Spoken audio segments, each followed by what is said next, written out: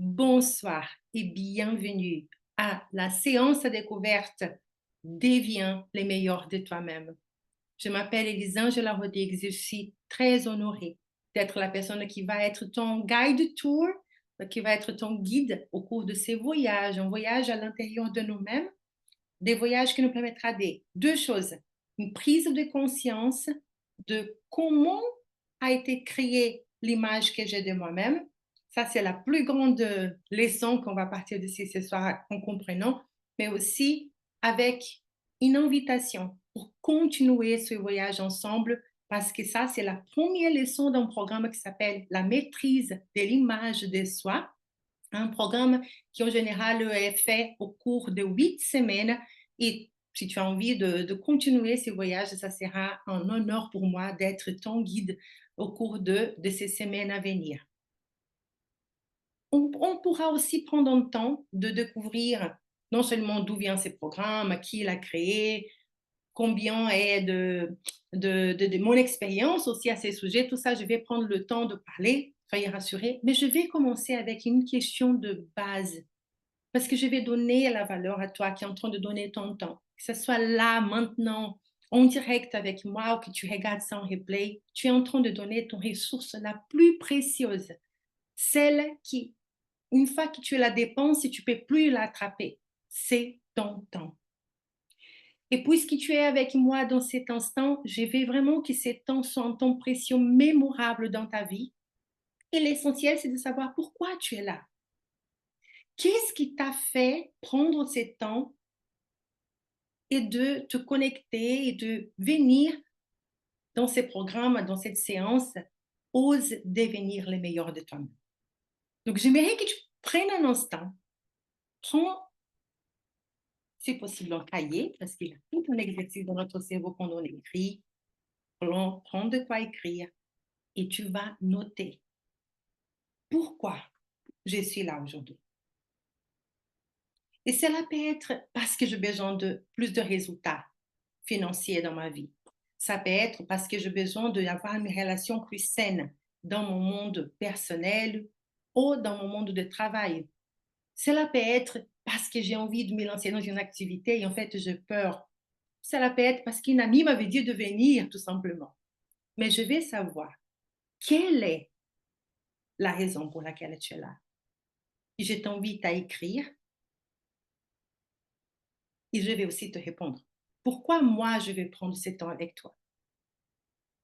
Et la raison pour laquelle moi je vais prendre ce temps, c'est parce qu'il y a eu un moment dans ma vie où quelqu'un a pris ce temps avec moi. C'était en 2020, la première fois où je me suis inscrite à ces programmes.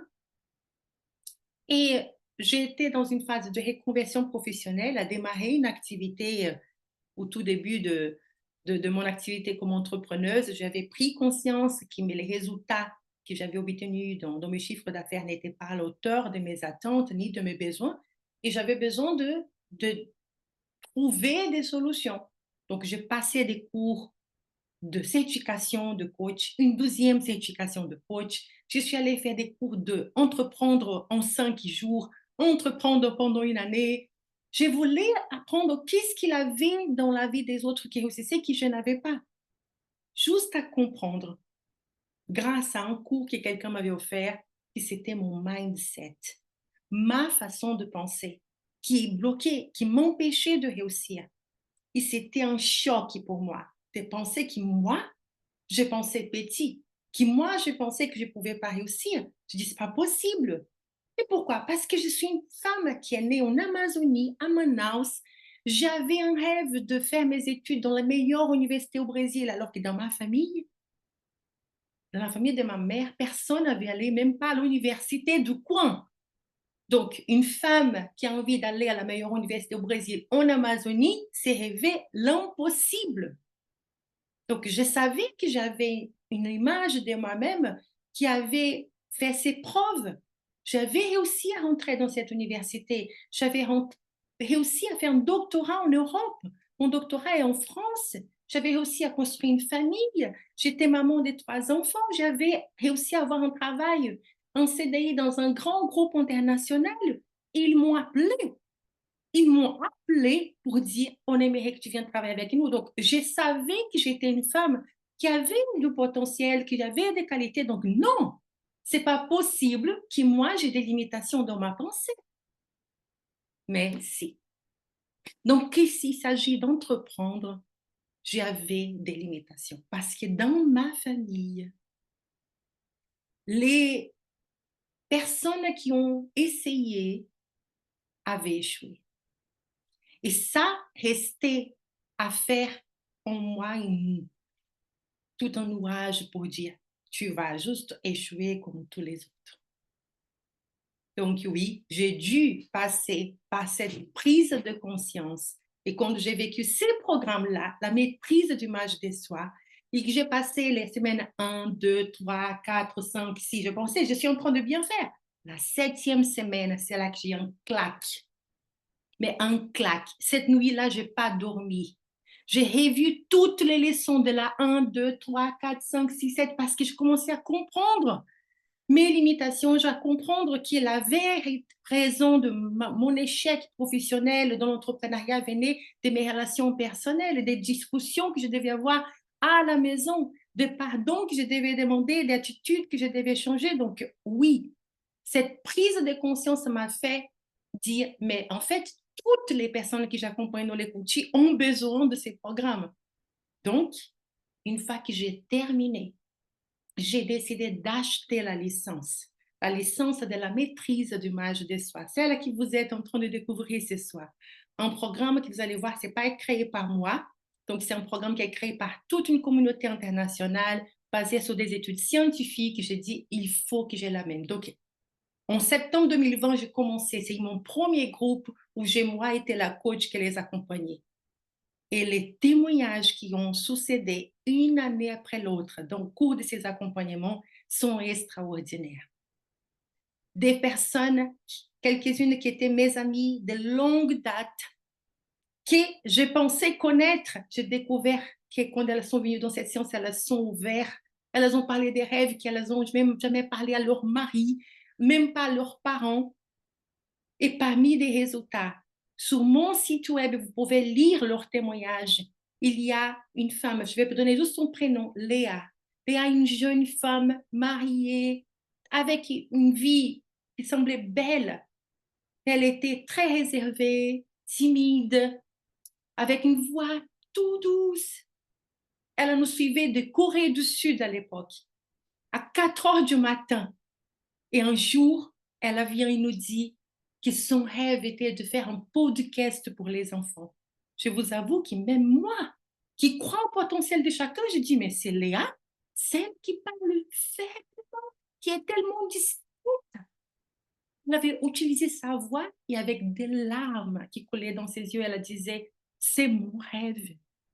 Et j'ai la joie de vous dire que ce n'est plus un rêve. Il y a un podcast que Léa a lancé pour les enfants où elle raconte des histoires.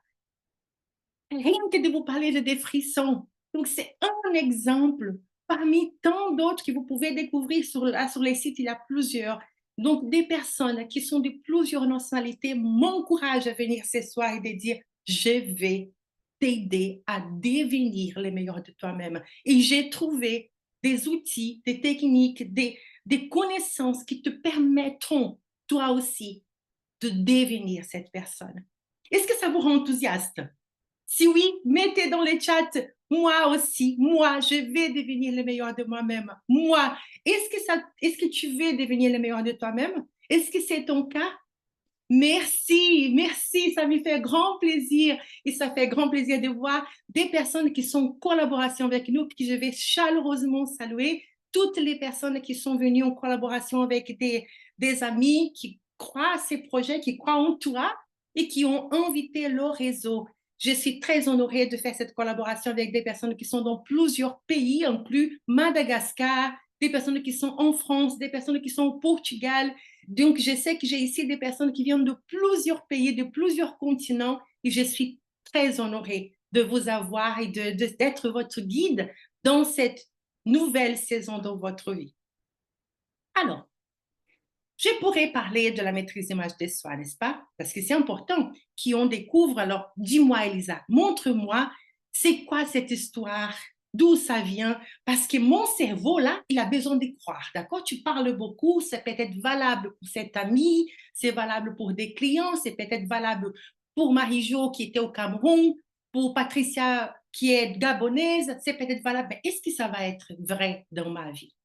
Donc, bienvenue, installe-toi confortablement et voyageons ensemble dans la maîtrise de l'image de soi. Donc, je vous confirme, c'est un contenu qui est créé par toute une communauté de coachs au niveau international et ça a été traduit, donc nous avons heureusement le privilège de l'avoir aussi en français. Et la première question que je vais vous poser au cours de ces parcours, c'est justement comment toi tu te vois maintenant? Comment toi tu te vois maintenant? Regarde, imagine que devant toi, il y a un miroir. Donc, on va regarder déjà au monde extérieur comment je suis, comment je suis habillée, comment, dans quel environnement je suis, quel parfum, est-ce que je sens l'odeur d'une fin de journée, est-ce que je sens l'odeur peut-être de la cuisine parce que j'étais en train de faire des repas. Comment tu te vois maintenant? Ça, ce sont avec les sens externes, avec tes yeux, avec ta main, avec ton nez, voilà, donc nous allons utiliser ces sens externes. Mais maintenant, ferme tes yeux. Ferme tes yeux et imagine comment tu te vois vraiment. Comment je me vois maintenant.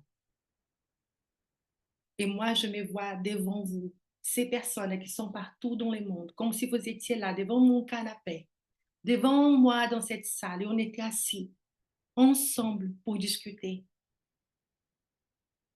Et avec nos yeux fermés, à se poser cette question, comment je me vois?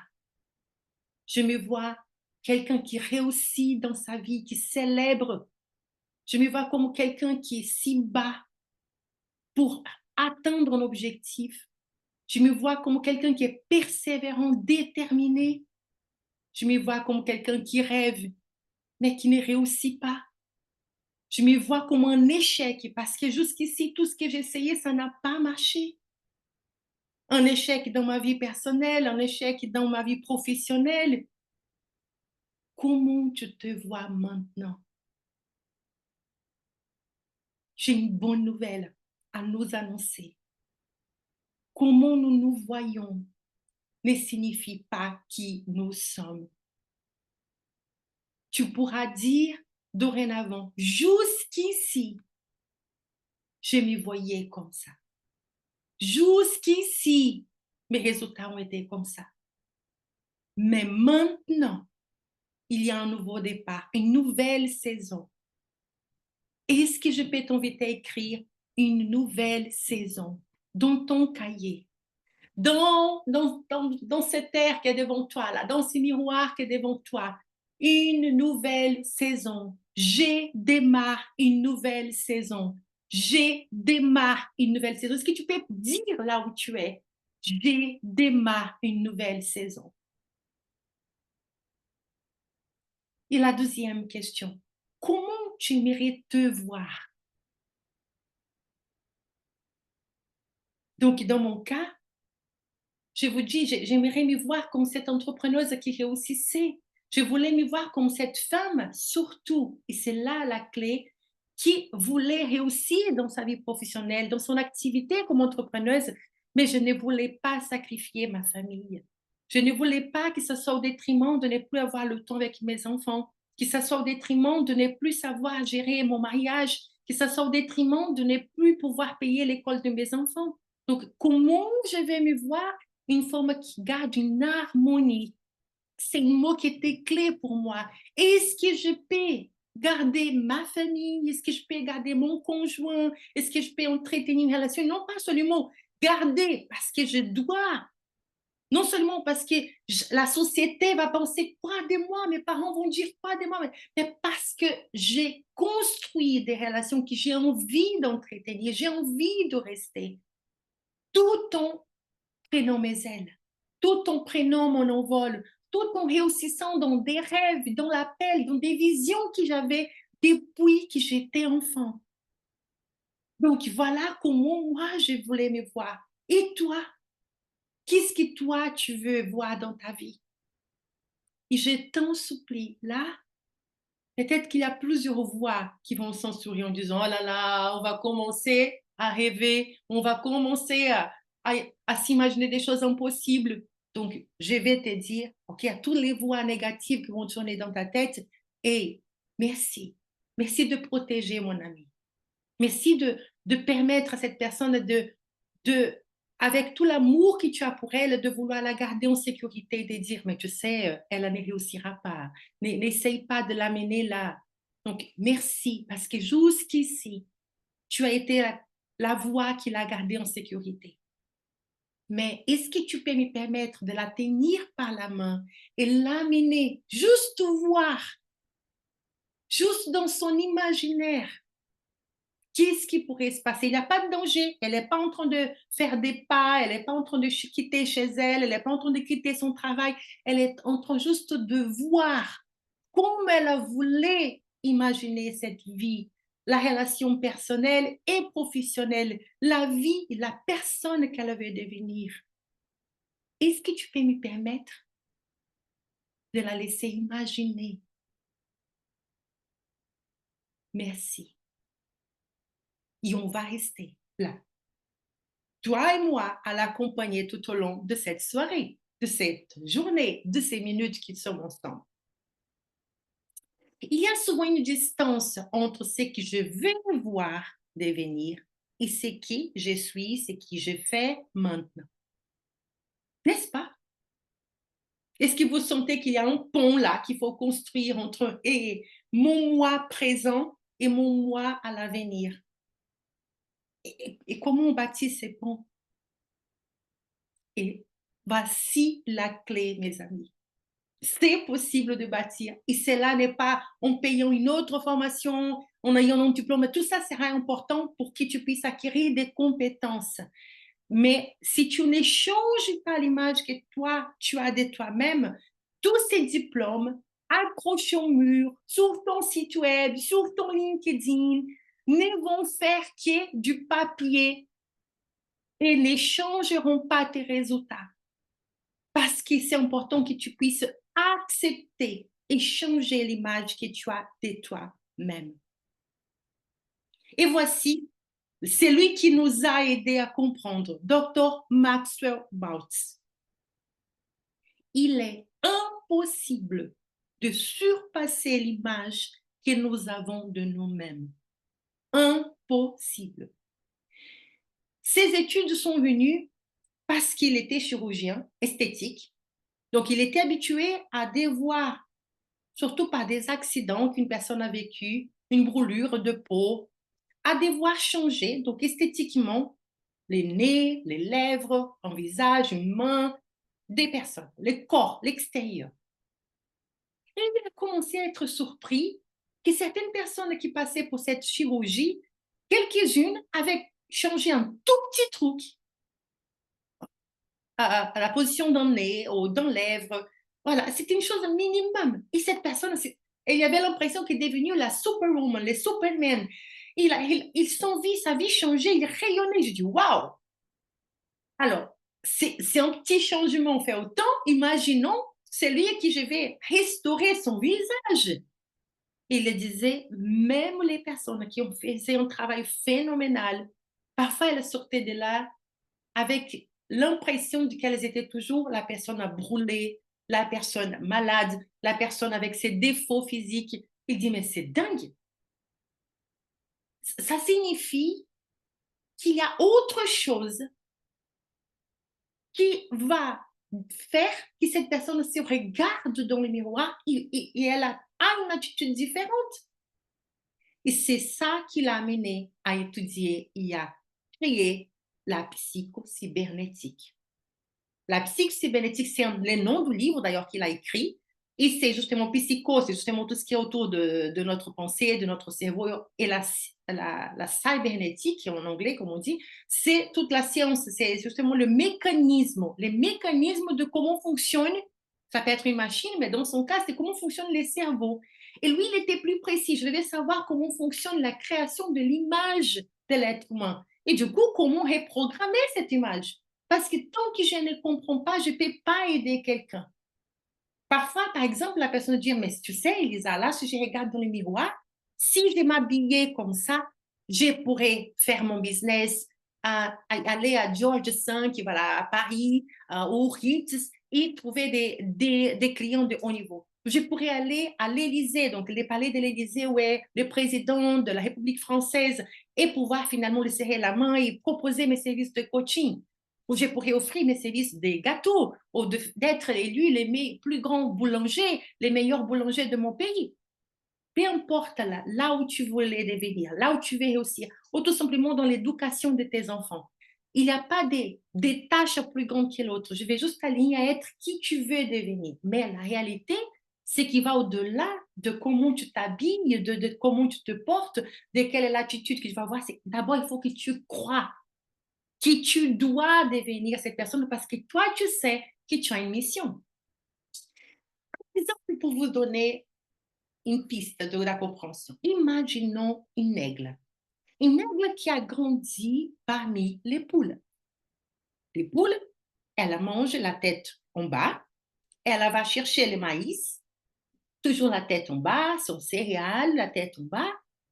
L'aigle grandit, elle a déjà un corps qui est plus grand que celui de la poule, elle a des ailes qui sont beaucoup plus grandes que celles de la poule, mais bon, elle a grandi autour de poule, donc tout ce qu'elle s'est fait, c'est elle baisse la tête, elle la mange comme la poule, elle prend son maïs, mais à l'intérieur, cette aigle, elle sait qu'elle a un potentiel, elle la sent, qu'elle a, parfois elle regarde là-haut, et elle a dit, j'aimerais tellement voler parce qu'elle est créée pour voler. Et en plus, l'aigle a une vision qui est capable de voir plus large que tous les poules. Donc, elle voit plus. Elle a un comportement différent, mais en même temps, elle marche parmi les poules. Donc, est-ce qu'un jour, elle pourrait voler?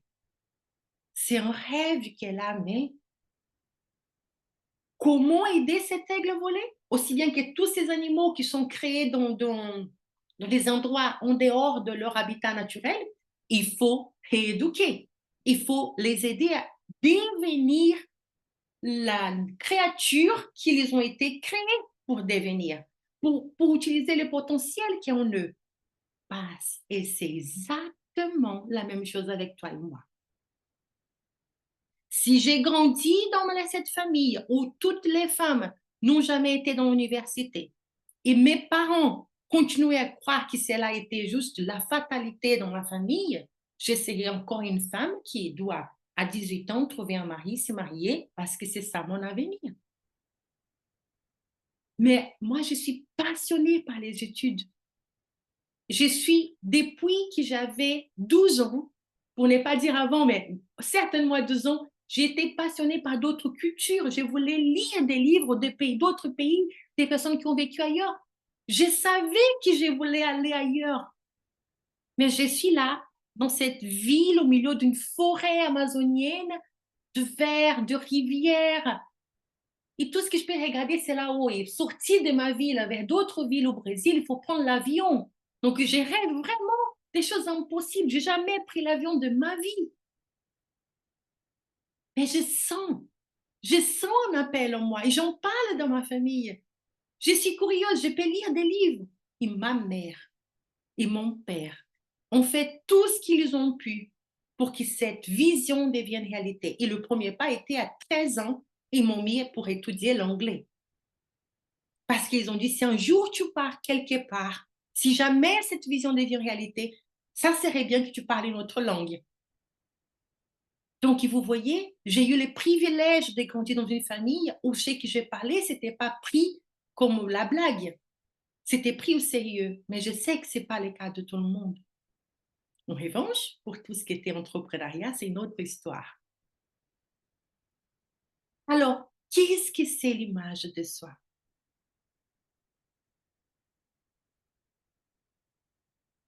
Vous n'allez pas m'y croire, mais en fait, c'est l'image que j'ai de moi-même, que toi, tu as de toi-même, des idées que nous avons de nous-mêmes, qui ont été placés dans mon esprit, dans mes émotions, dans mon conscient, dans mon sous-conscient, mais par d'autres personnes, avant que je puisse donner mon avis.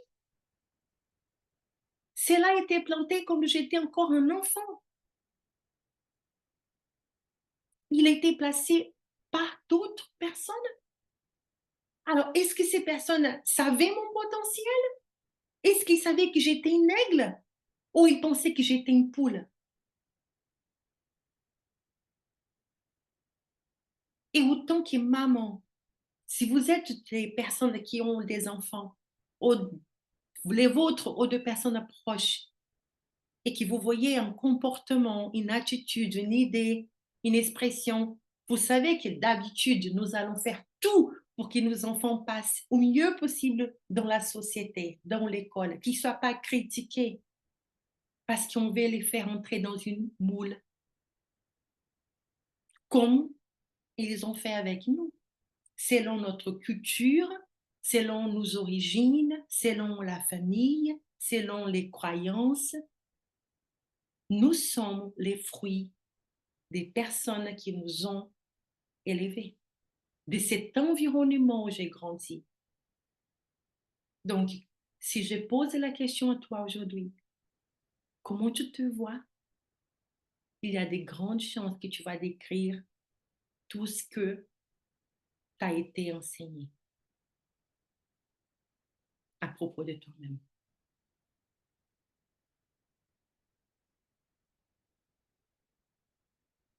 Le problème est que je peux vouloir avoir plus, faire plus, avoir des résultats différents, mais mes actions sont totalement alignées à mes pensées.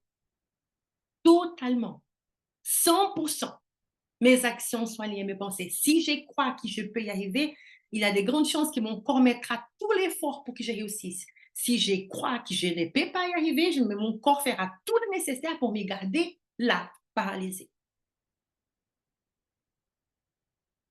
Et là, à nouveau, je vous raconte une histoire vécue personnelle pour vous aider à comprendre. Les exemples, c'est pour que vous puissiez projeter en vous. Comment Elisa? Eh bien, dans cette Amazonie où j'ai grandi, plein de rivières, ma mère avait une préoccupation, il faut que j'apprenne à nager. Donc, j'ai été mise dans des écoles pour apprendre à nager et je faisais une année, deuxième année, troisième année. Mais pour des raisons que j'ignore, jusqu'aujourd'hui, je ne peux pas vous dire pourquoi, j'avais une peur. Pas possible. J'ai nagé un peu, j'apprenais toutes les techniques, mais je n'arrivais même pas à croiser 25 mètres d'une piscine sans m'affoler, sans devoir m'arrêter. Résultat, les années se passaient, les personnes évoluaient dans leur niveau et moi, j'ai resté là à nager, à m'accrocher au bord de la piscine, à respirer, à reprendre souffle et à nager. Jusqu'à un moment où quelqu'un a remarqué, c'est pas normal. Elisa, elle a sait nager. Elisa, elle a sait faire la respiration. Elisa sait faire tous les mouvements. Donc, la seule personne qui est en train de la bloquer, c'est elle-même. Et c'était un coach, justement, un coach de notre équipe de natation. Et on avait une compétition dans mon collège. Et super, tout le monde arrive, tout le monde est obligé de participer. Elisa, je veux que tu sois là, avec grand plaisir. Je vais je suis enthousiaste à célébrer mes amis, à leur dire, allez-y, je vais crier pour eux. Et quand j'arrive, il me dit, tu vas rentrer dans cette piscine. Je dis, mais non, c'est une compétition. Une compétition. Une compétition signifie que là, on est pour gagner. Il y a des médailles d'or, d'argent. Non, non, non, non, non, non, non, je vais pas avoir cette honte devant tous les collèges. Là, c'est la honte de ma vie. Et il a dit, est-ce que tu peux croire en moi que tu vas réussir? Et là, je savais qu'il ne ferait pas ça pour m'humilier. Il ne ferait pas ça pour me faire plaisir de me voir échouer au milieu de tout le monde. Son regard était un regard tellement sûr que j'avais pas moyen, mais vraiment, et un truc qui est à l'intérieur de moi, enflammé, comme une étincelle, qui m'a dit, et si il avait raison? Et si? Et si je pouvais y arriver? Mais son regard était ferme. Il a dit, je sais que tu peux y arriver. Je sais. Je ne suis pas en train de dire ici, je suis en train de te dire, tu vas y arriver. Eh bien, mon nom a été mis. Plusieurs personnes vont nager, plusieurs styles. Le moment est arrivé, ils vont appeler. Et les anges là, et là, je dois me mettre. Et ce n'est même pas dans les blocs à côté du bord de la piscine où je pouvais tenir mon bras. Non, j'étais là où mon nom était placé, étaient les blocs vides. Je regarde cette piscine. Oh là là, et tout ce qui va se passer, c'est dans mon imaginaire. Je commence à imaginer l'eau, je commence à imaginer l'autre côté, je commence à imaginer, mais je commence à imaginer que je vais réussir. Je commence à imaginer qu'il a raison. Et comment serait si Elisangela pouvait réussir? Les amis, quand j'entends les 3, 2, 1, go, je plonge dans la piscine. J'ai fait les plus plongeants possibles. Je me lève là-haut et je commence. 1, 2, 3, je respire. 1, 2, 3, je respire. 1, 2, 3, je respire. Et j'ai pas. Et je sais même pas. J'entends des cris, mais je ne regarde pas. 1, 2, 3, je respire. Et je continue, j'avance, et j'avance. Et là, je touche, je suis au bord. Je suis arrivée de l'autre côté. Je n'arrive même pas. Et quand je regarde autour de moi, il n'y a personne. Ils sont tous derrière moi. Je viens de non seulement réussir à traverser la piscine, mais parmi tous les groupes qui vont se passer, ils vont voir le temps de tout le monde. J'ai eu la médaille d'or. Waouh! Est-ce que ça te fait croire à quel point dans la vie on va échouer? Ce que nous pensons vont dire tu n'arriveras pas. Jusqu'au jour où arriver, c'est ça que tu veux le plus au monde. Il y a quelqu'un qui croit en toi, qui voit ton potentiel, qui te prépare. Il te dit, je sais que tu vas y arriver. C'est mon cas. Si je t'anime, si je viens là aujourd'hui, c'est pour te dire, je crois en toi. Je sais que tu peux y arriver. Non pas parce que je vais transformer une poule en une aigle. Ça, je ne pourrai pas. Je ne vais pas te faire devenir ce que moi je vais t'aider à devenir ce que toi tu veux devenir. Quel est l'appel dans ton cœur? Quel est le désir ardent qu'il y a en toi? Quelle est la chose que tu aimerais accomplir? Parce que je peux te dire, nager était mon rêve. Je suis passionnée par l'eau. Mes parents n'ont pas dit de réussir au basket, au volley, au foot. Non, ils étaient toujours sensibles. On était plusieurs enfants, mais ils voulaient nous mettre là où on devait réussir. Et c'est moi qui voulais nager. Mais je ne savais pas pourquoi je n'arrivais pas. Et je ne sais toujours pas jusqu'à aujourd'hui. Mais je sais que les jours où quelqu'un m'a aidé à planter en moi une nouvelle pensée, une nouvelle image de moi, mes actions et mes résultats ont été au-delà de mes attentes. Alors, je vais t'inviter maintenant, non seulement à célébrer pour les autres, mais bienvenue en monde où je vais te plonger en toi, à t'aider à comprendre qui es-tu. Et avant de te montrer ces petits bonhommes qui va nous accompagner tout au long de ces séances à venir, si tu restes avec nous dans l'accompagnement, tu verras, il sera souvent présent. Ce que je vais t'inviter, c'est de dire, quand on te demande toi, qui es-tu? Jean, qui es-tu? Sophie, qui es-tu? Michel, qui es-tu? Sonia, qui es-tu? Robert, qui es-tu? Comment tu te décris? Est-ce que tu pourrais prendre un instant à nouveau et juste prendre ton cahier, ton stylo et d'essayer de mettre une phrase qui dit qui suis-je?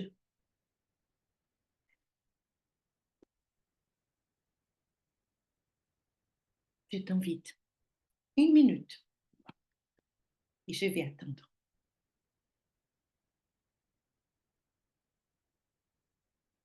On va écouter une chanson pendant 1 minute.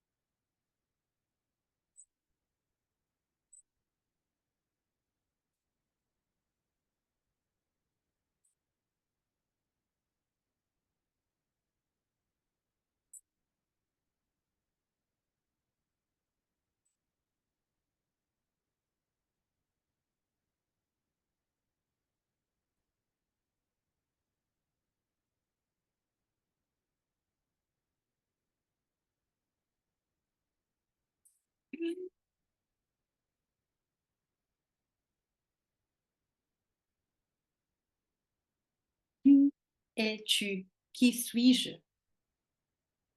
La plupart des fois, quand nous faisons cet exercice, c'est très difficile de ne pas commencer pour dire qu'est-ce que j'ai fait, surtout professionnellement. Qui suis-je? Un coach? Qui suis-je? Un médecin? Qui suis-je? Un entrepreneur? Ça, c'est ce que tu fais. Ce n'est pas qui tu es. Même si c'est très lié, nos actions à notre image. Parfois, on a même besoin de ces titres pour qu'on puisse s'y mettre en valeur. Une autre façon de se présenter, c'est raconter notre histoire, notre origine. Je suis de, disons dire notre prénom, né à tel endroit, de tel âge, notre état civil. Et on va essayer de raconter à cette personne, donner des informations un peu de notre parcours de vie. Et on va mettre des étiquettes là. Donc, femme, métisse, noire, de telle religion, de tel endroit. Et on commence à se mettre des étiquettes. Parce que souvent, dans la société, ça peut nous aider à nous intégrer dans certains milieux ou pas. Et des étiquettes qui vont gêner, on va essayer d'enlever. Une autre façon de se présenter, c'est de parler de nos relations. Donc, on peut dire, je suis la fille de, l'épouse de, le partenaire de, la sœur de, parce que cette personne, basée sur son vécu et l'influence qu'elle a, elle peut aussi m'aider à m'intégrer dans ces milieux où j'ai envie d'intégrer. Donc, ça va me donner aussi plus de valeur. J'ai besoin de cette étiquette relationnelle pour pouvoir me mettre en valeur. Mais à nouveau, qui suis-je? Est-ce que c'est mon frère, ma soeur disait aussi, je suis la fille et le fils de telle personne, ça va m'apporter, ça va signifier que nous sommes pareils, que non, non, nous sommes des enfants différents. Alors, qui suis-je? Donc, je peux essayer de penser en termes aussi des passions. Bon, ok, donc je vais donner des adjectifs basés sur les choses que j'aime. Ok, est-ce que toi, tu saurais me donner 5 qualités de toi? 5. 5. Et là, je vais t'inviter à mettre carrément dans les chats 5 qualités que tu as de toi. Les 5 premières qui vont venir, d'accord? S'il te plaît, ne cherche pas loin.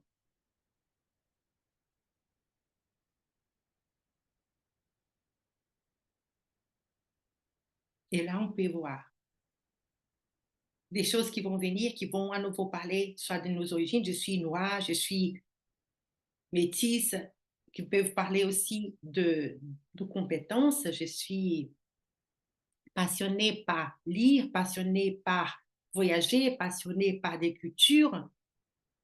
Nous pouvons retrouver des choses qui vont décrire, je suis mince, je suis euh, grosse, je suis grande, je suis petite.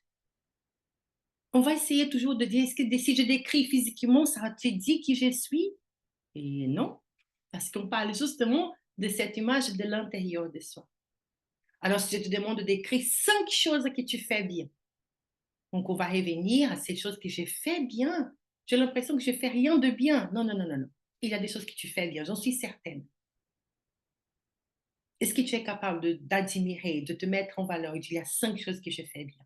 Je cuisine, j'ai fait des belles vidéos, j'encourage mon équipe, je suis une personne qui a le plaisir d'enseigner, j'aide les enfants, je suis généreuse. Voilà. Il y a des choses que tu peux dire que tu fais bien. 5. Est-ce que ça décrit qui je suis, Elisangela? Qui suis-je?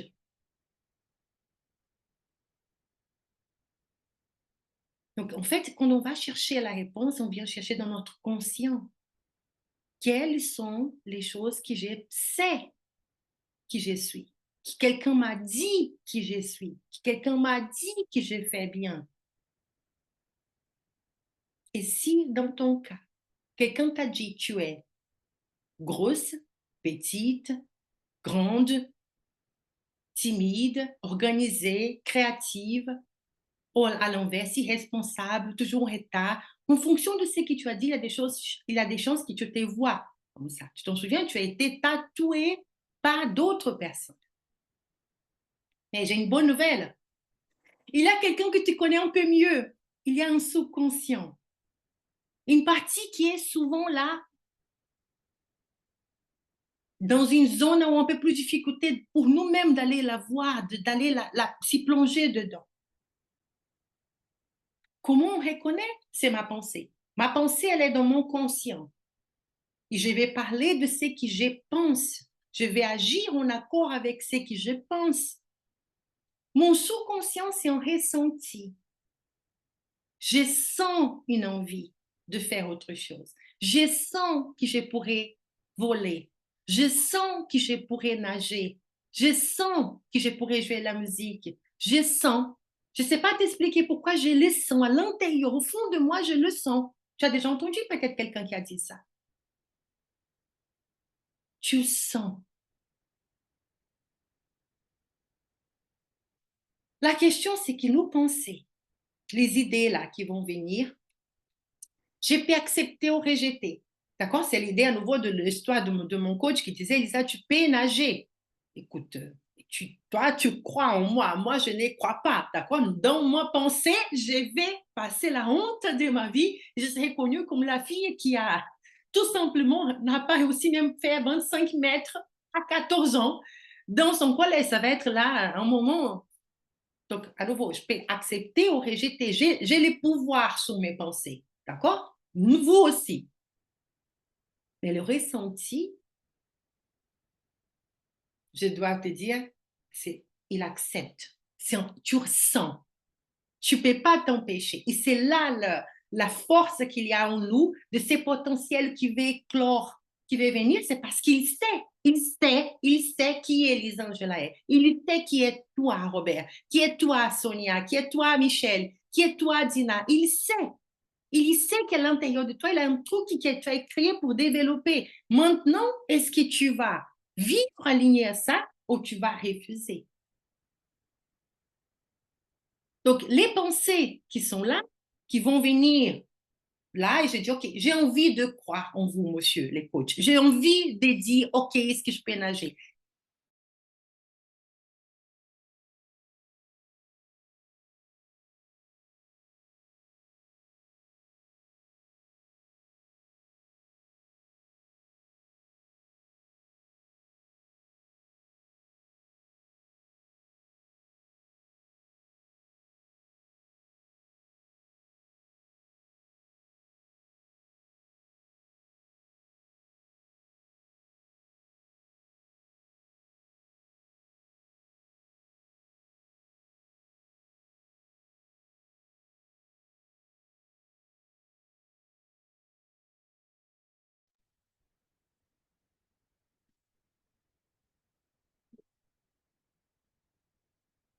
Hello les amis, j'ai été coupée, mais je suis persévérante. Est-ce que vous pouvez me confirmer que vous m'entendez et que vous me voyez toujours? Merci beaucoup, vous êtes formidable. Merci de votre compréhension. La technique ne va pas m'arrêter ni nous arrêter dans ces voyages. Absolument pas. Merci beaucoup. Et merci à votre présence, vos réponses. Vous êtes là, enthousiaste, ça me fait vraiment chaud au cœur. Est-ce que ça vous parle? Est-ce que vous avez déjà eu de prise de conscience aujourd'hui? Oh, super Clémentine. Merci beaucoup pour ton retour immédiat là-dessus. C'est vraiment important. C'est pas raconter ma vie, je ne peux pas juste vous dire la théorie sans parler d'un vécu parce que sinon ça reste la théorie. Est-ce que ça va marcher pour moi? Donc, je vous le dis, hein, si nous sommes là, c'est parce que j'ai vu que ça a expliqué ces moments de ma vie où je ne savais pas comment j'ai réussi à passer de je ne peux pas à une médaille d'or et comment cet exemple a été clé dans d'autres moments de ma vie où quelqu'un me disait, tu n'arriveras pas. Et j'ai revenu à chercher en moi, qu'est-ce que je ressens? Qu'est-ce que je pense que je peux faire? Et si je me vois réussir, je vais essayer. Et je dis, écoute, je risque d'échouer. Et si j'échoue, j'ai bien pris en compte que vous m'avez dit que vous pensez que je ne vais pas réussir, mais je vais essayer. Et cela a été très important quand j'ai passé dans d'autres parcours de ma vie, là, pour entrer dans l'université, à nouveau. l'Amazonie, ce n'est pas l'endroit où on entend parler de l'université. Et j'ai pris un parcours en informatique, d'accord, dans sciences de l'informatique, de computer science, comme on dit en anglais. Donc, ce n'était pas la force de l'Amazonie. Donc, quand j'ai rentré dans cette université-là, j'étais parmi les meilleurs du Brésil. J'ai été convoquée au bureau du responsable de parcours pour dire, tu sais que tu es arrivé ici, mais tu ne termineras pas, n'est-ce pas? Est-ce que tu es au courant? Est-ce que tu sais que c'est trop difficile pour ton niveau? Donc, entendre des mots de découragement, j'ai entendu. À nouveau, peut-être pas afin de ne pas me faire dépenser ni l'argent, ni mon temps à essayer. Tu ne vas pas essayer autre chose. Tu ne vas pas essayer ce parcours qui est plus court. Tu ne vas pas essayer celui-là qui a un diplôme. Voilà, c'est toujours de notre nom d'université. Donc, les choix m'appartenaient, comme ça appartient à toi. Tu peux te voir et aussi et essayer, même là où d'autres ne vont pas te voir, avec tout l'amour qu'ils ont pour toi. Donc, c'est cette pensée qu'il y a en toi, en revanche, ces ressentis qu'il y a en toi, et qui fait que tu sais à l'intérieur de toi que ça te brûle. Tu es appelé à quelque chose, même si tous les statistiques disent qu'une femme ne réussira pas, ou un homme de Madagascar ne réussira pas. Je pense à un collègue, je ne vais pas donner son nom ici, peut-être que tu es dans l'audience, mon ami, et qui travaille avec le domaine du luxe à Madagascar. Et pareil, enfin, tu te prends pour qui? Tu penses que tu vas faire concurrence dans ces mondes? Mais j'adore parce qu'il dit, je le fais passionnément. Mon produit, c'est quelque chose que j'ai testé, j'ai découvert et j'ai fait découvrir dans mon pays et ailleurs. Mais c'est être visionnaire, cela signifie être pionnier, cela signifie croire au détriment des statistiques et c'est ton cas. J'en suis certaine que si tu es avec moi jusque-là maintenant, c'est ce que tu sais, que tu es une personne visionnaire, que tu es une personne pionnière, et du coup, peut-être pionnière dans ta famille, dans ton village, dans ton mariage, dans ta commune, tu es la première personne à vouloir faire ça et à oser. Bienvenue au club. Tu n'es pas seule. Et j'ai dit souvent, si une Brésilienne, si tu as pris d'une Amazonienne pour vous parler, c'est parce qu'il voulait te montrer par preuve vivante que si Elisangela peut réussir, toi, tu peux réussir. J'ai réussi à avoir mon diplôme de Master of Computer Science de Unicamp, donc c'est l'université de Campinas au Brésil, qui est classée parmi les meilleurs au monde. J'ai pu avoir ces doctorats en France, j'ai pu rentrer dans ces groupes internationaux. Ma thèse est publiée comme mon livre, alors que je ne voulais même pas faire un doctorat. Vous pouvez taper sur Amazon et vous allez trouver mon nom. Donc, ce sont des choses qui sont de là, au-delà de ce que j'avais prévu pour moi, bien au-delà. Mais, comme je vous dis, il y a ces moments de la vie où la vie t'attrape, où tu as l'impression d'avoir la réussite, mais il manque un sens. Il manque quelque chose. Et là, il n'y a personne. Tu essaies de parler autour de toi et tu dis, mais est-ce que, est-ce que quelqu'un pourrait comprendre ce que je suis en train de vivre? Et tu as besoin d'un groupe comme celui que tu as ici ce soir, où des gens sont visionnaires, pionnières, pour pouvoir réussir. Donc, si toi, tu veux faire partie de ces personnes, continue avec nous, d'accord? Parce que je vais t'animer, te montrer notre deuxième partie, c'est de dire, OK, Elisa, jusqu'ici, j'ai croyé que c'était comme ça. Jusqu'aujourd'hui, je ne me voyais pas capable. Mais maintenant, montre-moi comment je peux devenir. Sois mon coach qui m'aide à traverser cette piscine. Donc, on y va. On va revenir sur notre slide. Il est en train de redémarrer parce que c'est peut-être la pause intentionnelle pour toi, pour que tu puisses aussi reprendre ton souffle.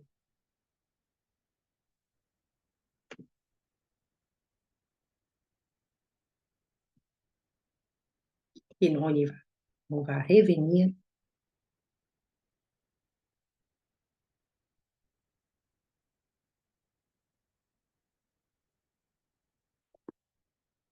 La chose auquel nous allons montrer maintenant, là où nous allons pouvoir nous plonger, c'est parler justement de ces ressentis.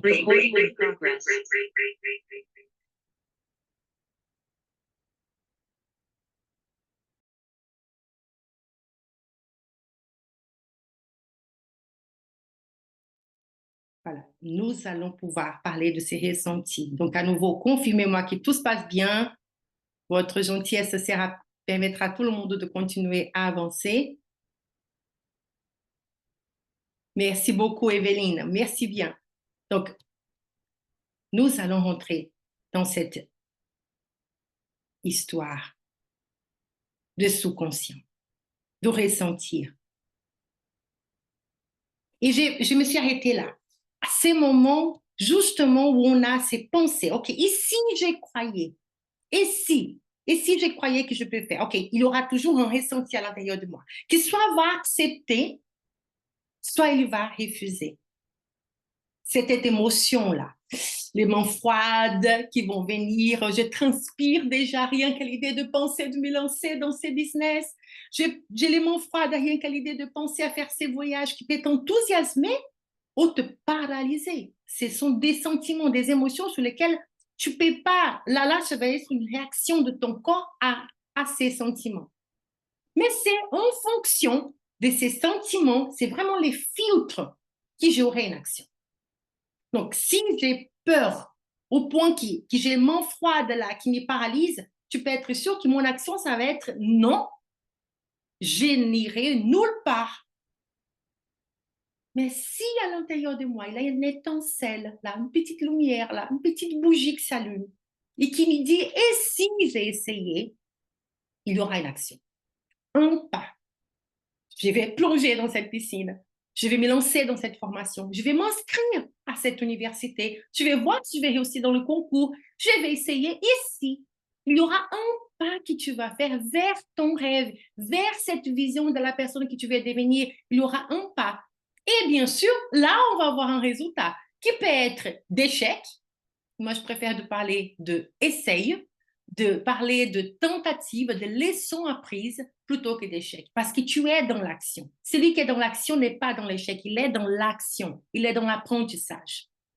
Donc, ces résultats, le problème est que, je vais juste revenir là un instant avant de passer plus loin, le problème est que les résultats, c'est ce que les mondes voient. Et ce que toi, tu verras. Et du coup, si ces résultats est aligné à ton désir ardent, bravo, tout le monde va dire, waouh, tu as réussi.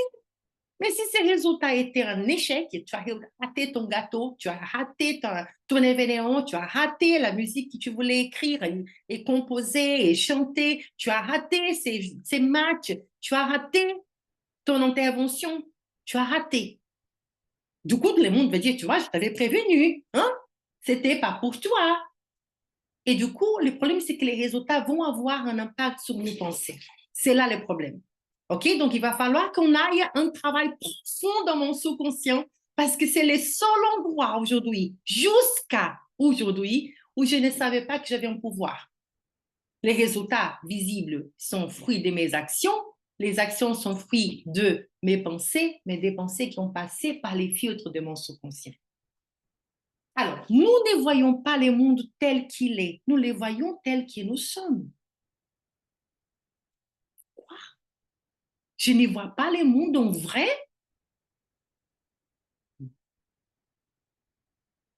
On pourrait faire plein d'exercices ici. Je vais vous montrer une image et chacune personne décrirait. On n'aura pas le temps de faire, mais vous allez voir que ce que nous regardons et comment on nous décrit est par des filtres. Tu peux voir un tableau. Ça, c'est un bon exemple. Et un tableau, je peux dire, waouh, c'est magnifique. Et d'autres vont dire, tu rigoles, hein? Mon fils fait un dessin mieux que celui-là. Mais parce que je vois le monde tel qui je suis, telle l'éducation et les limitations et la croyance que j'ai eue. Je ne peux pas changer ça. C'est un fait. D'accord? C'est un fait. Alors, comment je vais changer mes lunettes? Comment je vais changer la lentille? Comment je pourrais changer ma perspective et aller voir le monde autrement? Comment? Bon, on va voir. Comment ça se forme cette image? Comment je vais la réformer? Donc, la première chose importante, c'est de comprendre que nous sommes tatoués. Tatoués dans nos berceaux avec les croyances de notre tribu. La tribu, c'est là l'environnement où tu as grandi. C'est tes origines, c'est ta famille, c'est ce qui a été dit à propos de toi. Nous sommes tatoués là. Dans chaque partie de mon corps et du tien, Je suis tatouée là, de la tête aux pieds par les croyances de ma tribu. Et à nouveau, je vais parler de ma culture. La culture brésilienne est une culture qui tout est beau. Et on aime tout ce qui est chambon, tout ce qui est beau, et on va la chercher dans les détails. Et c'est pas par hasard que la chirurgie esthétique, c'est très courant dans mon pays, parce qu'on a cette tendance de vouloir corriger tout ce qui ne semble pas beau. Le problème, c'est de savoir, mais c'est quoi la définition de la beauté? C'est quoi les standards de beauté? Donc, pendant une saison, au Brésil, vous savez, il était colonisé par des Européens. Donc, tout ce qui semblait très proche des Amérindiens, tout ce qui était des peuples qui étaient là avant que les Européens arrivent, était considéré comme des gens qui ont moins de valeur. Les deuxième catégorie de personnes, ce sont les Noirs, les Africains, qui sont arrivés comme des esclaves au Brésil. Donc, pareil, si tu te ressembles à des Noirs, c'est pas des gens très belles, on va dire, dans ce système de beauté brésilien. Donc, on va s'approcher de quoi?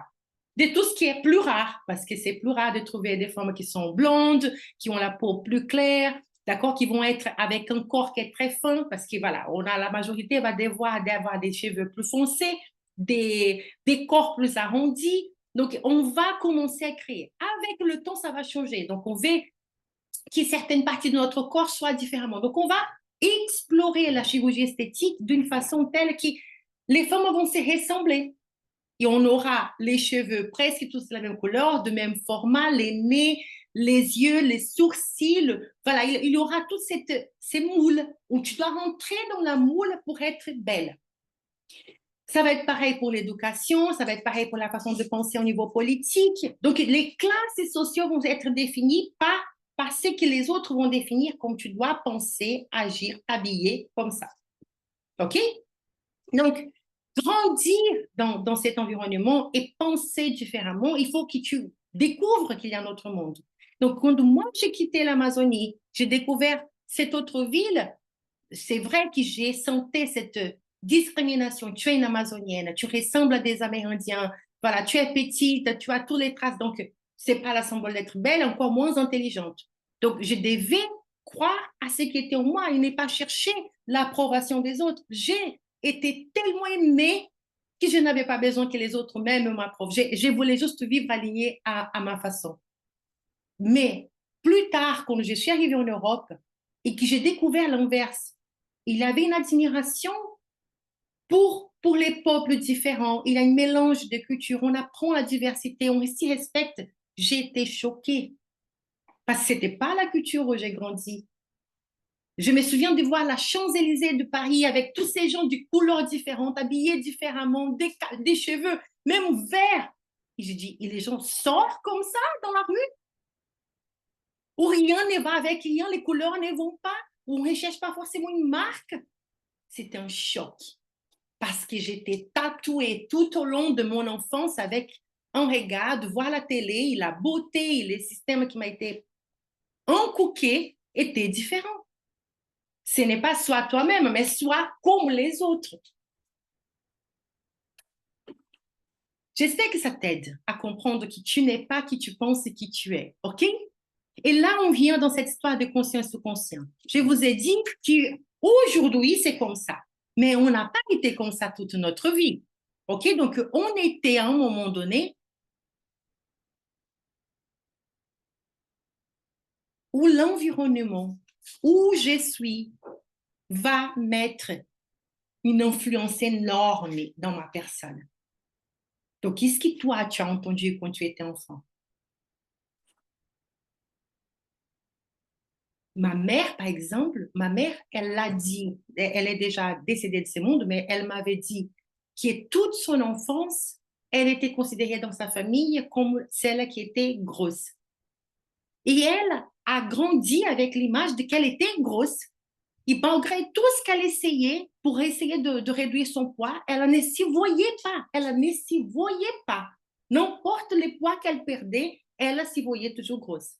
C'était plus tard, je me souviens, on était en train de regarder des photos, et elle regarde une des photos vers quand moi j'avais 15 ans, elle devait avoir voilà, elle avait 18 ans quand je suis née, donc faites les calculs, voilà. Ben, elle s'est regardée, elle a dit, mais attends, je suis mince sur cette photo. Je dis, mais oui, maman. Elle a dit, mais toute ma vie, je me voyais grosse.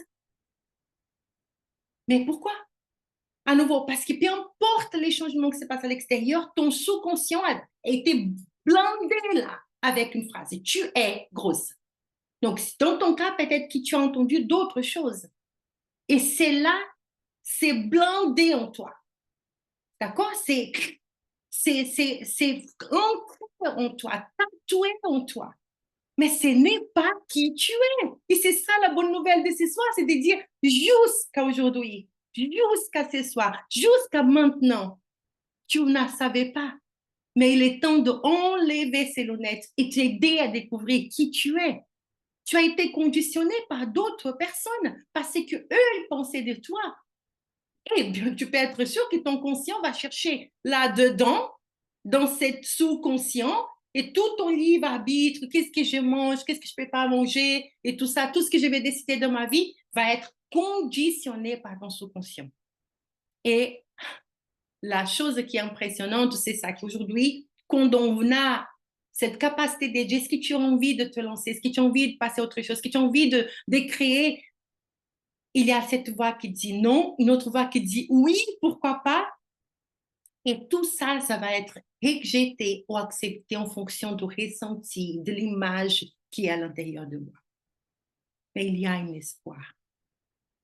Et là, j'espère qu'au fond de toi, c'est comme ça, dans ces bétons, il y a une feuille qui va germiner, une feuille verte de vie, une nouvelle saison. J'ai mis pensé comme ça, c'est une nouvelle saison dans ta vie qui va fleurir parce que tu sais maintenant que ces ressentis là au fond de toi, qui te donnent envie de faire autre chose, c'est ton vrai toi. C'est vraiment qui tu es. Comment? Comment, Elisa? Est-ce que vous avez envie de savoir comment on retravaille l'image de soi? Dites-moi si vous avez envie de travailler. Est-ce que vous êtes toujours là? Est-ce que vous êtes perdu? Est-ce que tu restes avec moi? Est-ce que tu as envie de savoir comment tu peux reconstruire? Merci du fond du cœur. Merci du fond du cœur. Parce il est temps que tu saches que tu vas devenir le meilleur de toi-même. Je crois en toi. Et si c'est possible pour moi, c'est possible pour toi. La clé, les schémas ne changera pas. D'accord? On est à l'instant présent. Il y a mon passé, mais il y a mon avenir. La vie n'est fait que commencer pour toi et pour moi dans cette nouvelle saison. On est en train de préparer les terrains là pour la nouvelle année. Dans mon passé, il y a des mémoires, des moments magnifiques que j'ai vécus, des moments qui sont moins agréables. Il y a des choses qui sont là et qui vont créer en nous, on va dire, une émotion. Par exemple, je te demande d'imaginer que tu vas avoir entre tes mains là du citron. On va les couper et une fois que tu as coupé, là on a deux parts, pose une, prends l'autre et on va le saucer. Mmh. Quelle réaction a dans ton corps? Dis-moi, qu'est-ce que tu ressens là quand tu penses à ton... Encore, hein. Sauce encore les citrons. Qu'est-ce qui se passe dans ton corps?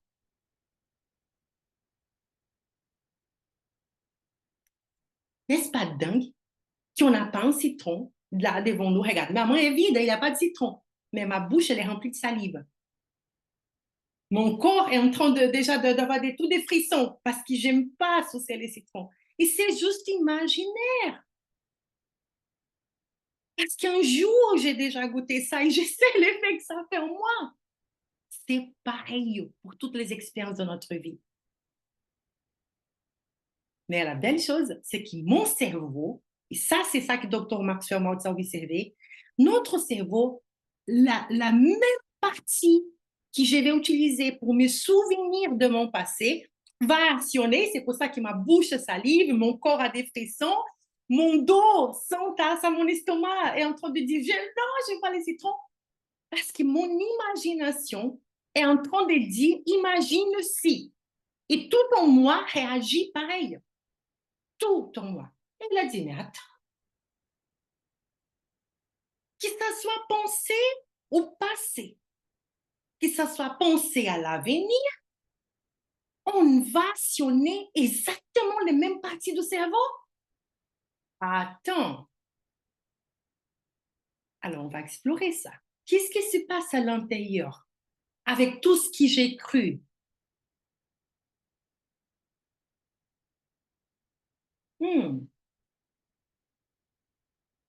Et si, dans cette imagination, je pouvais du coup donner à mon cerveau de nouvelles consignes? C'est exactement l'exercice qu'a fait mon coach avec moi. Il m'a fait imaginer, Lisa, et si tu arriverais dans cette piscine? Et si c'était possible que tu ne vas pas t'arrêter? Et si c'était possible?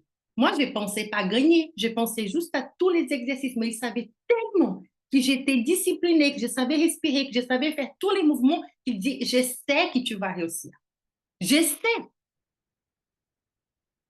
Donc, il a tout simplement me fait rêver, imaginer, il a planté en moi une nouvelle croyance.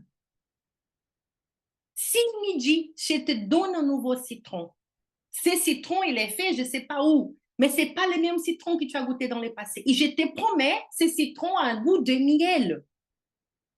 Quand je pense à ce mot miel, dans ma bouche, je n'ai pas du tout la même réaction ni dans mon corps, parce qu'il a associé à autre chose. Donc, même si je vois que c'est un citron, même si je coupe et c'est pareil, c'est la... Mais si tu me dis qu'il y a un autre goût, à nouveau, si je crois en toi, regarde, mon corps réagit différemment parce que je pense au miel. Donc, c'est pas de raconter des mensonges, c'est de raconter une vérité qui va être alignée à mes croyances, basée sur ce que je suis capable, sur mon potentiel, sur la vision de qui je vais devenir. C'est pas raconter n'importe quoi. Donc, il y a une vraie différence entre faire la pensée positive, comme on entend, va devant le miroir et répète, j'ai si capable, j'ai si capable, j'ai si capable, j'ai si capable, sans travailler tes émotions, sans travailler ton imaginaire, sans travailler avec les croyances limitantes qui vont te dire non, ça ne marche pas. Mais si je suis dans un accompagnement, si je suis avec quelqu'un qui va m'aider à planter, qui va faire face à mes peurs, comme a fait mon coach, mais tu sais que tu m'as vu, je n'arrive pas, tu sais que je m'accroche. Il dit, et je sais que je t'ai vu aussi faire les mouvements, je t'ai vu aussi faire la respiration. Donc, pour chacun de nous, combien de fois on va se dire, je n'arrive pas parce que je n'ai pas telle formation. Et vous passez la formation, vous êtes avec un diplôme, vous avez un CAP en pâtisserie, vous êtes un coach certifié Max sur Leadership et vous n'arrivez pas à sortir de votre zone de confort et avoir les résultats que vous voulez. Est-ce que c'est parce que l'outil ne marche pas? Est-ce que c'est parce que la recette de gâteau, elle échoue? Est-ce que ce sont tes mains? Est-ce que c'est ta bouche? Ou c'est tes croyances? C'est ton image de toi qui te bloque. Et il est temps de éclore. Il est temps de dire, est-ce que c'est ton rêve? Ou c'est le rêve de ton mari, de ta famille? À nouveau, si ce n'est pas les tiens, je ne peux pas t'aider. Je ne vais pas faire une poule à voler. Ça, je ne pourrais pas parce que tu n'as pas le potentiel. La poule n'est pas faite pour voler. Mais je vais aider la chenille à devenir un papillon. Je vais aider l'aigle à prendre son envol. Je vais être toi qui es visionnaire, qui est pionnier, à déployer ton potentiel. Quel est ton rêve? Et nous allons travailler. Est-ce que c'est aligné à ton potentiel? Est-ce que tu as les compétences pour? Est-ce que tu es en train de faire? Donc, les seuls blocages, c'est toi. Travaillons. Il y a un trou là. Est-ce que c'est parce que ta famille ne croit pas? Est-ce que c'est par respect à ton mari, par respect à tes parents, par respect à ton village, par respect à tes grands-parents, par tes valeurs? Il y a quelque chose que tu sens que si tu fais ça, tu vas être désaligné. S'il y a des croyances qui t'empêchent, tu peux être sûr que tu seras limité. Il va falloir qu'on creuse et qu'on identifie c'est quoi ces croyances. Et dans mon cas, je vais finir avec ça pour que vous sachiez à quel point c'était un clash. Je vous ai dit, quand j'ai fait ces parcours, j'ai fait la séance 1, 2, 3, 4, je me voyais, je me projetais, je me voyais avoir un coach qui a du résultat. Tout ça était formidable. J'arrivais à faire.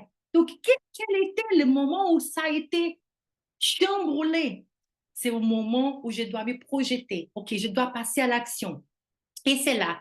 Voici les questions qu'on travaille au cours de ces parcours. Quel est votre prochain pas? Donc, où es-tu? On va identifier ça. Qu'est-ce qui t'amène à être là? Les causes, les pensées, les croyances. Qu'est-ce que tu veux? Dis-moi où tu veux y aller. Qu'est-ce que tu veux accomplir en 2025, 2026, 2027, dans les années à venir? Qui tu dois devenir pour l'accomplir? Donc, quels sont les points des croyances qu'on doit venir travailler? Qui t'inspire comme modèle de réussite? Et qu'est-ce que tu dois arrêter, continuer, commencer pour devenir la personne qui va accomplir cette mission? Et là où était pour moi un moment difficile, et là je me rends vulnérable devant vous, c'est parce que je ne trouvais pas des femmes qui pouvaient être mon modèle. Dans le monde où je suis, avec l'envie que j'ai, l'impact que j'ai envie d'avoir dans ce monde, tout ce que j'ai projeté comme image, les modèles, c'était des masculins, ce sont des hommes qui sont là. Et je disais, est-ce que c'est possible de trouver une femme qui est expatriée, qui n'est pas dans son pays, qui est mariée, qui a des enfants et qui veut une autre carrière et que les gens autour d'elle ne croient pas trop que ça va marcher? Est-ce qu'il y aurait quelqu'un? Donc, parler à quelqu'un qui est européen, il ne connaît pas ma réalité. Parler à un Brésilien dont la famille était tous des entrepreneurs, il ne connaissait pas ma réalité. Parler à des Brésiliens qui entreprennent en France, mais c'est leur client, c'est brésilien, ça ne correspondait pas à ma réalité. Donc, je me suis retrouvée seule dans mon modèle de réussite. Je dis, mais qui? Donc, je vais chercher, je vais créer. Et c'est là que j'ai compris l'histoire de c'est ça être visionnaire et pionnière. C'est peut-être que ça existe, mais moi, dans cet instant, je ne connaissais pas. Et le pire, c'est que pour que je puisse évoluer dans ma carrière, les personnes les plus proches autour de moi, les pires, bon, c'était qui étaient raison des critiques autour de moi, c'est qu'ils étaient des hommes. Donc, j'ai commencé à entendre aussi des choses qui étaient à l'encontre de mes valeurs. Maintenant, tu n'es entouré que des hommes. Elle est où ton mari? Est-ce que ton mari est d'accord? Est-ce que tu ne sens pas que tu es en train de les honorer? Donc, à nouveau, pas respecter mes valeurs, je ne voulais pas. Est-ce que je me comporte d'une façon que je déshonore mon mari? Est-ce qu'il travaille avec cette personne ou telle autre, fait tel partenariat? Donc, tout ça, mêlé dans mon esprit, je disais, abandonne. Je vais te garder dans ta sécurité. Reste une petite fille sage. Tu ne vas pas déshonorer ton mari, ta famille. Et là, je dis, il faut que je puisse créer un modèle pour ma fille. Si c'est qui pour Esther, elle s'appelle Esther, parce que j'ai 3 enfants, dont 2 garçons et une fille, Esther la dernière. Si je dois devenir cette femme juste pour que ma fille n'aille pas entendre tout ça dans sa génération, je vais devenir. Il va falloir avoir des discussions difficiles avec mon mari, il va falloir avoir des discussions difficiles avec des partenaires, il va falloir demander l'aide autour de moi, il va falloir que j'affronte ma peur, mais je sais le pourquoi je vais faire. Et le pourquoi est plus grand. Je vais tout simplement, les visions que j'ai, c'est de voir une société où des hommes et des femmes, c'est pas plus de femmes, plus d'hommes, moins de femmes. Non, c'est est-ce qu'on peut mettre à table, comme nous sommes ici, c'est ça, des hommes et des femmes qui s'assoient pour grandir ensemble, pour rêver ensemble, pour bâtir un monde ensemble, où la femme n'est pas qui est la secrétaire, qui est l'assistante de. Mais est-ce qu'on peut bâtir d'égal à égal? Et autant dans ma foi, je suis allée chercher aussi, est-ce que j'ai déshonoré Dieu? Parce que dans ma foi, c'est important. Et je suis allée à découvrir que non, que Dieu a créé l'homme et femme des leaders dans ce monde. Les mots qu'il a utilisés au tout début, à nouveau, pardonnez-moi si vous n'êtes pas croyant dans la foi chrétienne, je ne vais pas vous offenser, mais je parle de mon histoire. J'avais besoin d'aller trouver pour moi quelque chose sur lequel je pouvais m'appuyer et sentir la paix d'avancer. Donc, dans mon cas, j'ai retrouvé ces mots Ezer. Ezer, c'est les mots qui est employé dans les textes originaux pour décrire la femme. Et ça signifie un partenaire, un helper. C'est pas juste celui qui est un assistant, mais vraiment quelqu'un. Et dans la Bible, ce terme est utilisé pour la femme, mais utilisé, je pense, 3 fois pour la femme et plusieurs fois, dizaines de fois pour Dieu. D'accord? Pour Dieu lui-même, cet terme est employé. Donc, j'ai compris que c'était pas quelque chose qui mettait en arrière-plan. C'était, si Dieu était appelé Eliezer et la femme était appelée Eliezer, donc j'ai pu honorer les mondes, mes enfants, mon mari, en répondant à un appel. Je vais juste contribuer à une meilleure société, contribuer à lever des femmes, des hommes qui se lèvent, qui rêvent, qui s'entraident pour la société. Et oui, pour l'instant, la plupart des hommes leaders, ce sont des hommes. Et il va falloir que je sois à table peut-être la seule femme. Mais ça ne sera pas pour toujours. Un jour, ma fille sera là avec d'autres femmes et ils seront ensemble à accomplir leur mission. Donc, au moment où j'ai pu honorer mes valeurs et accepter ma mission, est-ce que ça a rendu facile? Non. Mais pour être très honnête avec vous, c'est pour ça qu'on est là. J'ai besoin de continuer à construire cette image de soi. Donc, je suis avec vous tous ces temps parce que je sais que c'est dans ce processus. Un diamant, c'est la pièce qui est dans notre diamant à devenir les meilleures d'elle-même. Il est taillé par un autre diamant. Donc, j'ai besoin de toi. Toi qui es visionnaire, toi qui es pionnier pour m'aider dans ma mission. Et moi, je t'aiderai avec mon diamant à tailler les tiens. La croissance est en dehors de notre zone de confort. On va sortir de cette cage, mais ce n'est pas pour écraser, mais pour lever une génération de leaders qui s'y voient différemment. Jusqu'ici, on n'avait pas de modèle, mais nous allons construire ces modèles. Est-ce que vous êtes avec moi? C'est ça mon souhait. Et je vais arrêter le partage et venir vous voir. C'est juste extraordinaire de passer ce temps avec vous. Et je vais vous écouter. Je vais pouvoir prendre un temps avec les personnes qui sont avec moi et toi qui es dans le replay. Quel est ton prochain pas? Moi, je vais te dire, si tu souhaites te faire accompagner, donc tu peux t'inscrire dans notre groupe d'accompagnement. C'est moi-même qui va conduire cet accompagnement. Donc, on va s'y retrouver une fois par semaine. J'ai déjà entendu parler d'une histoire d'horaire. Elisa, cet horaire ne lui convient pas. Donc, on est en train déjà d'étudier, d'ouvrir un 12e groupe dans un autre horaire pour faciliter pour certaines personnes. Donc, ne sois pas là juste parce qu'il y a quelque chose qui n'est pas aligné. Parce que tu t'en souviens, ton cerveau va essayer de te garder dans ta zone de confort. Mais si aujourd'hui, tu sais qu'aujourd'hui, tu te dis, je vais m'inscrire au masterclass, tu as les liens là où tu t'es inscrit pour venir avec nous, tu sais que tu as un lien, tu peux déjà t'inscrire.